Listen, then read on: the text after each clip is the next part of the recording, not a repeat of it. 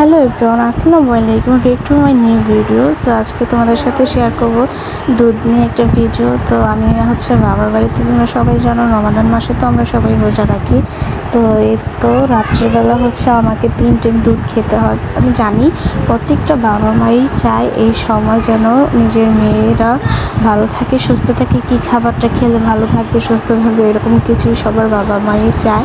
তো এখন রমাদান মাস যেহেতু ইফতারি টাইমে আমাকে 1 গ্লাস দুধ খেতে হয়, সন্ধ্যা রাতে যখন ঘুমাতে যাব তখনও খেতে হয়, তারপর সাহারি টাইমে তো খেতে হয়, দইও খেতে হয়। তো যাই হোক, আমার কাছে ভিডিওটা ভালো লেগেছে, সেই জন্য তোমাদের সাথে শেয়ার করলাম।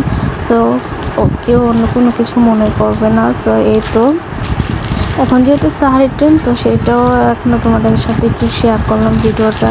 তো এমনি রমাদান মাস ছাড়াও কিন্তু আমি দুধ খাই সবসময়, আর দুধ আমার খুবই পছন্দ। তোমরা কারা কারা পছন্দ করো অবশ্যই কমেন্ট করে জানাবে। আল্লাহ হাফেজ। আর সবাই আমার জন্য বেশি বেশি দোয়া করবে। আল্লাহ হাফেজ।